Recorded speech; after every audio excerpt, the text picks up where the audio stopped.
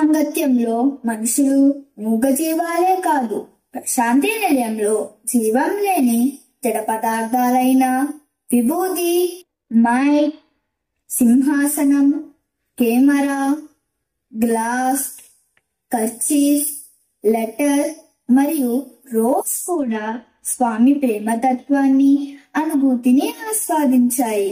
సాయి కుల్వంత్ హాల్లో సాయి మంగళహారతి మోసింది.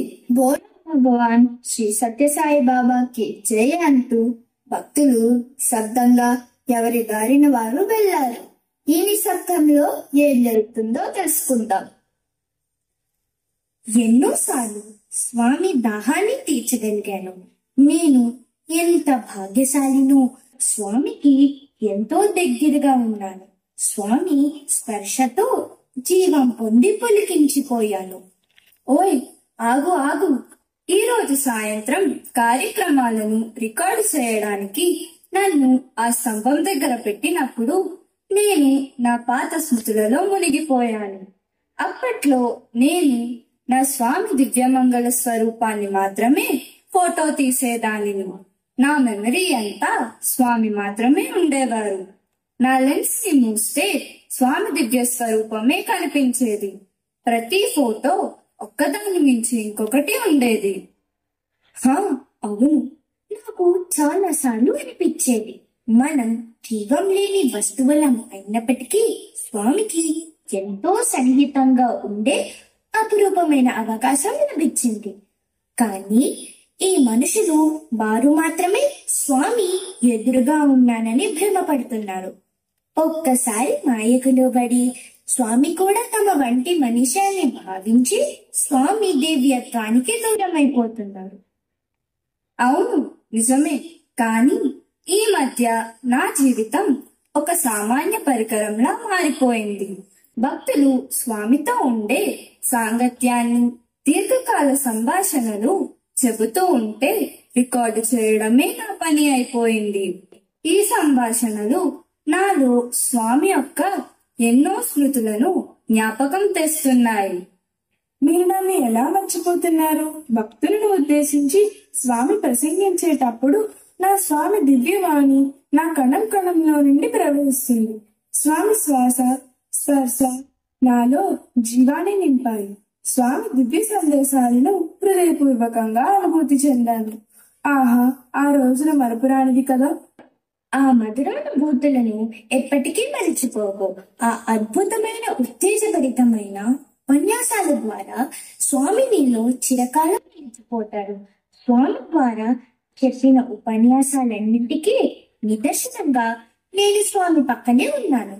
అనురాగరహితమైన మానవ సమాజాన్ని ఉద్దేశించి చెప్తూ చేసిన ఉపన్యాసాలలో నా నుండి కొంచెం నీళ్లు తాగేవారు. నేను లేకుండా మీ అందరి కోసం ఎవరికైనా ఎలా తెలుస్తుంది? అసలు గతాన్ని తిరిగి చూస్తే స్వామి భౌతిక ప్రస్థానంలో నాకు ఎంత ముఖ్యమైన పాత్రను ఇచ్చారో. ఇప్పటి వరకు ఏ భగవంతుని అవతారం యొక్క రూపాన్ని, జీవితాన్ని నా కంటి ద్వారా సాక్ష్యంగా శాశ్వతంగా మిగిలేలా భద్రపరచబడినట్లు నేను వినలేదు. ఆ అదృష్టం నాకు దక్కింది. ఈ అవతారంలో స్వామి దివ్య కృప వల్ల జీవం లేని మనకు ప్రాణం వచ్చింది. అవును నిజమే. ఇప్పుడు నాకేమనిపిస్తుందంటే మనుషులలాగా మనం కూడా సక్సెస్ ప్లాన్ చేసుకోవాలి. స్వామితో ఉన్న స్మృతులను, అనుభూతులను మన సహచరుల ద్వారా తెలుసుకున్నామా? వాళ్ళకి కూడా స్వామితో ఎన్నో అనుభూతులున్నాయి కదా. భక్తులు ప్రార్థనలు, వారి బాధలను నివారించుటకు, స్వామి కృప పొందుటకు నన్ను ప్రసాదంగా ఇచ్చారు. స్వామి ఒక్కసారి గాలిలో చేయి తిప్పగానే నేను వచ్చి కామన్ కోల్డ్ నుండి క్యాన్సర్ వరకు అన్నింటినీ క్షణాలలో నయం చేస్తారు. ఈనాటికి భక్తులు నన్ను సర్వరోగ నివారిణిగా వాడుతున్నారు.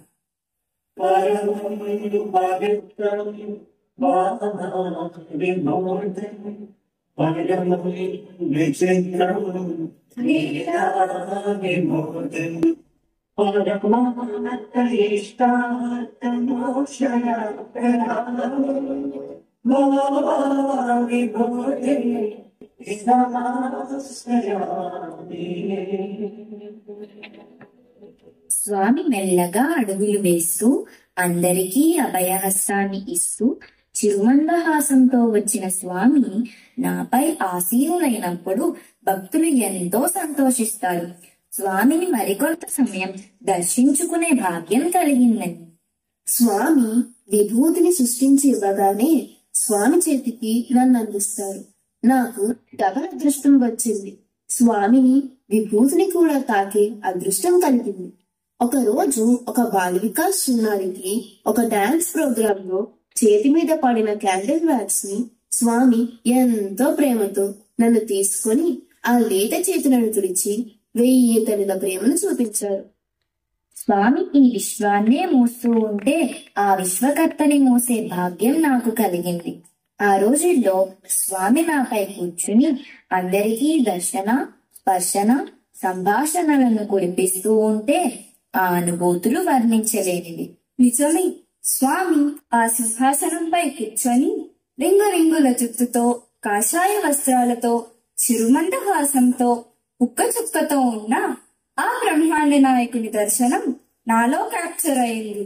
ఎంత అదృష్టమో కదా. స్వామి దయ నాకన్నా ఎవరికి బాగా తెలుస్తుంది?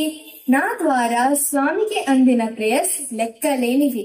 ఉదయం దర్శనంలో క్యూలలో నన్ను పట్టుకొని స్వామి దగ్గరకు చేర్చడానికి భక్తులు ఎంతో కుతూహలంగా ఉంటారు. తర్వాత స్వామి నన్ను తన చేతులలోకి పట్టుకొన్నాక వారి బాధలన్నీ తీరాయని ఎంతో ప్రశాంతంగా తిరిగి వెళ్లేవారు. మనకు ఏది కావాలంటే అది ఇస్తానని ప్రామిస్ చేసినంత మాత్రాన కల్పవృక్షం నుండి కాఫీ పొడిని కోరలేము కదా. స్వామి మనకు చెప్పినవే మన కోరికలుగా మార్చుకోవాలి. ఇదంతా వింటుంటే నాకు 1994లో స్వామి సమ్మర్ కోర్స్ లో ఒక పాట గుర్తుకు వస్తుంది. Love is my bond, to give my breath, is to give my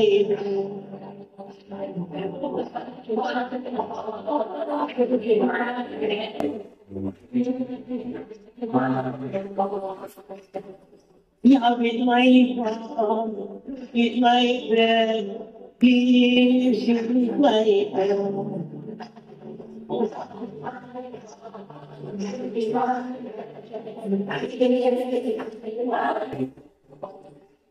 When I feel my mistake, they cramp in my life. When I feel my When I feel my mistake, they cramp in my life.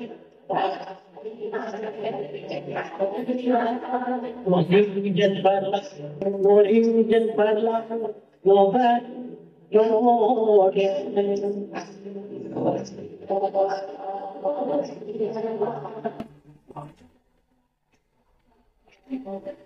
ప్రపంచంలో ఉన్న భక్తులందరూ స్వామి 100వ పుట్టినరోజు మహోత్సవాల కోసం ఎంతో ఆతృతతో వేచి ఉన్నారు. స్వామి మనకు ఇచ్చిన అనుభవాలను గుర్తు చేసుకుంటూ ఆ ఉత్సవాలలో పాల్గొందాం. స్వామితో ఇన్ని సంవత్సరాలు ఉండి ప్రతి ఒక్కరి బాధలను కన్నీటిని తుడవడం నేర్చుకున్నాను. నేను ఒక రాయల్ చైర్లా కాకుండా స్వామి గ్రేస్ తో ఆయన పాదాలు నాపై ఉంచినప్పుడు భక్తులు ఎవ్వరికీ దొరకని ఆ పాద స్పర్శ ఎక్కువసేపు నాకు లభించిందని ఎంతో ఆనందాన్ని పొందాను. స్వామి సన్నిధిలో ఎన్నో పండగలు, ఉత్సవాలు, సమ్మర్ కోర్సులు, వేద పఠనం, భజనలు నా ద్వారా ఈ ప్రపంచానికి అందించినందుకు, ఏ అవతారంలోనూ లేని అద్భుతమైన అవకాశం ప్రసాదించినందుకు సదా కృతజ్ఞతలు. సైలెన్స్ నుంచి సాయి లెన్స్ గా క్యాప్చర్ చేసి మన లెన్స్ ఎప్పుడు స్వామిని ఫోకస్ చేస్తూ ఈ లైఫ్ అనే ఫ్రేమ్ లో కోరికలను కట్ చేసుకుంటూ మన అల్టిమేట్ గోల్ స్వామిని చేరుకోవడమే. స్వామి తన అవతార వైభవాన్ని మనందరికీ అందించినప్పుడు స్వామి లింగోద్భవ సమయంలోనూ స్వామితో ఎన్నో అనుభూతులను పొందినందుకు ఎంతో ధన్యవాదాలు సమర్పించుకుంటున్నాను. మన సత్సంగాన్ని ముగించే ముందు మనందరూ కలిసి ఒక రోజు ఆఫర్ చేద్దాం. ఆహా, మీ సంభాషణ అంతా వింటూ ఉంటే నా మనసుకు ఎంతో ఆహ్లాదంగా ఉంది. నా అవకాశం ఎప్పుడొస్తుందా అని ఎంతో ఆతృతగా వేచి చూస్తున్నాను. మొగ్గగా ఉన్న నన్ను ఒకరోజు స్వామి తన చేతిలోకి తీసుకున్నాక పువ్వుగా విచ్చుకున్నాను. ఎన్నో కోట్ల పుష్పాలలో కొన్ని మాత్రమే ఆ భగవంతుని పాదాలకు చేరుకుంటున్నాయి. ఈనాటికి భక్తులు స్వామికి వారి భావాలను కృతజ్ఞత రూపంలో ఒక పువ్వుని సమర్పించుకుంటున్నారు. స్వామి అనుగ్రహానికి నిదర్శనంగా స్వామి ఫోటో నుండి విభూది రావడం, పువ్వు పడడం ఇలాంటివి చూస్తున్నాము. మనమందరము కూడా ఆయన చల్లని నీడలో ఉంటూ చక్కని పరిమళాలు వెదజల్లుతూ మనలో విశాల భావాలను పెంచుకుంటూ ఆయన పాదాల చెంతనే ఉంటాము. ప్రహ్లాదుడు చాలా చిన్న వయస్సులోనే ఇందువలడు అందులేడని సందేహము వలడు చెక్కి సర్వోపగతుండు. భగవంతుడు జీవం లేని స్తంభంలో కూడా ఉన్నాడని లోకానికి చూపించాడు. అందుకే మనం రాసుకునే పెన్, ఆడుకునే బాల్, వాడే ప్రతి వస్తువుకి రోజు థ్యాంక్స్ చెప్పాలి. అవసరం లేదులే అని కాలితో తనడం, విసిరివేయడం వంటివి చేయకూడదు. ప్రతి మనిషిని, పుట్టని, చెట్టుని, వాడే ప్రతి వస్తువుని మర్యాదపూర్వకంగా చూడాలి. అప్పుడే ఈ సృష్టిలో అణువులోని నిండి ఉన్న ఈ భగవంతుని విభూతి తత్వం మనం ఎక్కడున్నా కాపాడుతుంది. స్వామి మనకు ఇది కావాలి, అది కావాలి, భక్తులు కోరే ప్రతి వాటిని ఇదిగో బంగారు, తీసుకో అంటూనే మన బరువు బాధ్యతలు అన్నీ ఆయన భుజాలపై మోస్తూనే అవతారం చాలించారు. ప్రేమ, సేవ అనే 2 రెక్కలతో సంపూర్ణ శరణాగతులమై జీవమున్న వాటితోనే కాదు, జీవం లేని జడ పదార్థాల్లోనూ భగవంతుని విభూతిని గుర్తించి ఈ బాల వికాస్ ద్వారా స్వామి చూపిన బాటలో జీవించి ఆయన చరణాలకు చేరుకోవడమే మన అంతిమ లక్ష్యం కావాలి.